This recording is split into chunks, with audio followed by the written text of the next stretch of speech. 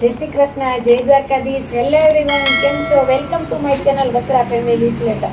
તો જો આજે આપણે અત્યારે ચોમાસું ચાલે છે સરસનું, તો આપણે એમ થાય કે વૃક્ષારોપણ કંઈક ને કંઈક વધારે કરીએ. અને ખાસ કરીને મારો હેતુ એટલો જ છે કે ચોમાસામાં બને એટલા વૃક્ષો વાવવાનો પ્રયત્ન કરો. તો આપણે જો ઘરે ઉગ્યો છે અત્યારે ઉમરો, આપણે આ ઝાડ જોઈને ઘણા મને દૂધ લેવા આવતા હોય ને, તો બધા મારે તો દિવસના 20 થી 30 જણા આવતા જ હોય. બધા પૂછે કે આ કેનું ઝાડ છે, આ કેનું ઝાડ છે. એટલે હું કહું ઉમરાનું.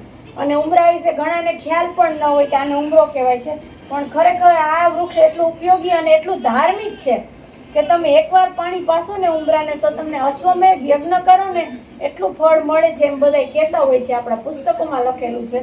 એટલે ખાસ કરીને એકદમ ધાર્મિક વૃક્ષ છે.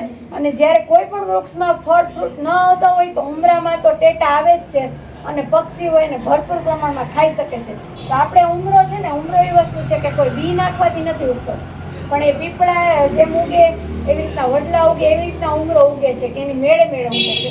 તો આપણે એટલા ભાગ્યશાળી છે કે આપણે ઘરે સરસ ઉમરો ઉગ્યો છે. આની પહેલા પણ એક ઉગ્યો હતો અને અત્યારે પાછો ઉગ્યો છે. તો આ ઉમરાને આપણો વિચાર છે કે આ સરસ અવળો થઈ ગયો છે, થોડોક મોટો થઈ ગયો છે, પણ હજી ઉપડી જશે. આને આપણે ઉપાડીને સરસ વાડીએ એકદમ વૃક્ષારોપણ કરવું છે આ ઉમરાનું. એટલે આમાં જે ફળ આવે પશુ પક્ષી ખાઈ શકે, અને આપણે પણ એક વૃક્ષનું જતન કરી શકીએ. અને આને આપણે પાણી પાવાથી કેટલા આપને પુણ્ય મળે છે એ પણ તમને ધાર્મિક પુસ્તકોમાં વાંચવા માટે જડી જશે. તો ખાસ કરીને ઉમરાનું વૃક્ષ તમારે ક્યાંય હોય તો, જગ્યા હોય તો બરોબર છે, નહીતર ગમે એવી જગ્યાએ વાવી દો કે ત્યાં ઉમરાનો ઉછેર થઈ શકે, કે ઉગી શકે. કારણ કે આ એવું ઝાડ છે કે તમે એને પાણી નહીં પાવ તો નાનું હશે ત્યારે થોડુંક પાવાનું, પછી કોઈ પણ પાણી કે એવું કંઈ પાવાની જરૂર નથી પડતી, એની મેળે મેળે મોટું થાય છે. એટલે ખાસ કરીને વધારે વૃક્ષો ઉમરા, વડલા, પીપળા એવું જ બધું વધારે વાવવાની જરૂર છે. લીમડા એવું બધું વધારે જેમ જેમ હશે ને એમ ઓક્સિજન પણ સારું રહેશે આપણે જે વાતાવરણ હોય એમાં. એટલે ઘણા ફાયદા થાય છે. જો તમને આના બધા પાન દેખાતા હશે કેવા સરસ છે, અને કેટલી ડાળખીમાં જો આટલો આપણે થયો છે, ફેલાણો છે. તો આપણે અત્યારે ઘરેથી આને વિદાય આપવાની છે અને વાડીએ આપણે વાવવાનો છે. તો આપણે આને અહીંથી ઉપાડવો પડશે ઉમરાને. એટલે આપણે આજે ઉપાડી અને વાડીએ વાવવાનો છે ઉમરાને. તો આપણે જોઈએ કેવી રીતના નીકળે છે.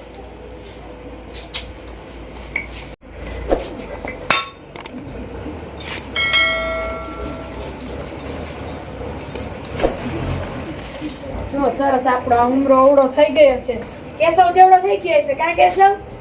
જો કેસવ જેવડો લાગશે ઉમરો, કેસવથી નીચે લાગે છે. એટલે સરસ જો આપણે બધા એવું ઈચ્છીએ છીએ આ ઉમરો સરસ જો મૂળ હોતો સરસ આવી ગયો છે, અને આપણે બધા એવું ઈચ્છીએ છીએ કે આ ઉમરો આપણી વાડીએ સરસ મોટો થાય ને પશુ પક્ષીઓ ફૂલ એનો આનંદ લે, એમાંથી એને ખાવાનો ખોરાક મળી રહે. એટલે આપણે એવી ઈચ્છા છે કે આ ઉમરો સરસ વાડીએ ઉજરી જાય.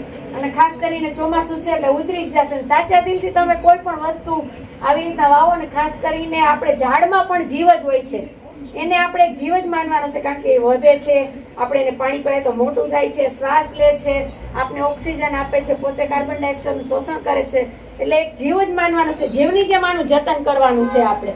એટલે ગમે એ વસ્તુ આપણે શ્રદ્ધા અને આસ્થાથી કરીએ અને આપણે કંઈક અંદર હોય જ કે આને આપણે વાવવો જ છે ને ઉજેરવો જ છે, તો ખરેખર એ વૃક્ષ ઉગી જ જાય છે.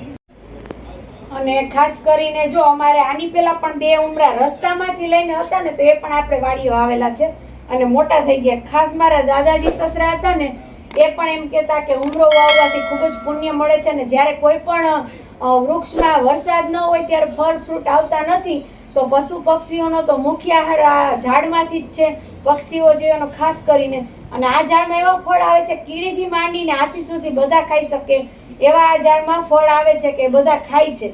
એટલે ખાસ કરીને આપણી એવી ઈચ્છા છે કે આ ઉમરાને આપણે વાડીએ વાવીએ, અને આપણા જે વડવાઓ હતા એનું બધું આપણે સરસ એને જે આપણે શીખવાડ્યું છે, જીવનમાં ઉતાર્યા જેવું છે, એ બધું આપણે જીવનમાં ઉતારીએ. કારણ કે આ એક એવી વસ્તુ છે કે આપણા સંસ્કારોનું સિંચન થાય ને એવું આમાં દેખાય છે. અને ખાસ કરીને જેટલા બને એટલા ઝાડ વધારે વાવવાનો ચોમાસામાં પ્રયત્ન કરો બધા. અને જ્યારે વરસાદ સાવ ઓછો હોય ને, હોય જ નહીં એવું ક્યારેક બને, હવે તો એવું નથી થતું, ભગવાનની દયા છે, સારા વર્ષો થાય છે. પણ જ્યારે ન હોય ત્યારે આ એક જ વૃક્ષ એવું છે કે એમાં ફ્રૂટ, એનો ફળ આવે જ છે, અને બધા પક્ષીઓ આમાંથી ફળ ખાઈ શકે છે. એટલે ખાસ કરીને આવા ઝાડનું વધારે વાવેતર થવું જોઈએ. તમને ક્યાંય એવી જગ્યાએ દેખાય કે અહીંયા નથી રહી શકે એમ, તો એને ત્યાંથી ઉપાડી અને સારી જગ્યાએ નાનો હોય ત્યારે જ એનું આપણે રોપણ કરી દેવાનું છે. એટલે સરસ મોટો થઈને બધા એનો આહાર લેવામાં ઉપયોગ થઈ શકે, કે આમાંથી પક્ષીઓ અને બધા એ ખાઈ શકે, એના ફળ એનું એનું જે આ જીવન હોય એમાં ખાવાની જરૂરિયાત તો બધાને હોય જ છે, એટલે સરસ એનું ગુજારો થઈ શકે એવી રીતના આપણે એવી ઈચ્છીએ છીએ કે આ ઉમરો જો સરસ આપણી વાડીએ આપણે વાવવાનું છે. ત્યારે તમારા આ વિડીયોને લાઈક કરજો, શેર કરજો, કમેન્ટ કરજો ને બધા સુધી આ વધારે મેસેજ પહોંચાડજો કે આપણે વૃક્ષો વધારે વાવીએ. અને અમારી ચેનલ પર જો તમે નવા હોય તો અમારી ચેનલને સબસ્ક્રાઈબ કરજો. જય શ્રી કૃષ્ણ.